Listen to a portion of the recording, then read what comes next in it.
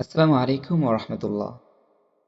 আনাস রাদিয়াল্লাহু তাআলা আনহু থেকে বর্ণিত, আল্লাহর রাসূল সাল্লাল্লাহু আলাইহি ওয়াসাল্লাম বলেন, তোমাদের কেউ প্রকৃত মুমিন হতে পারবে না যতক্ষণ না আমি তার নিকট তার পিতা, তার সন্তান ও সব মানুষের অপেক্ষা অধিক প্রিয়পাত্র হই।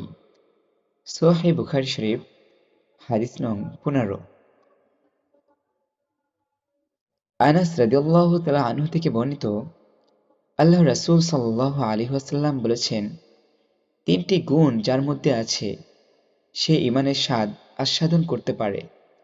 এক, আল্লাহ তার রাসূল তার নিকট অন্য সকল কিছু হতে অধিক প্রিয় হওয়া, কাউকে একমাত্র আল্লাহর জন্যই ভালোবাসা, কুফরিতে প্রত্যাবর্তনকে আগুনে নিক্ষিপ্ত হবার মতো অপছন্দ করা।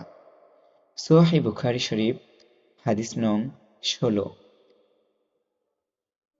আনাস ইবনু মালিক রাদিয়াল্লাহু তাআলা আনহু থেকে বর্ণিত, নবী করিম সাল্লাল্লাহু আলাইহি ওয়াসাল্লাম ইরশাদ করেন, ঈমানের আলামত হলো আনসারকে ভালোবাসা এবং মুনাফিকের চিহ্ন হলো আনসারের প্রতি শত্রুতা পোষণ করা।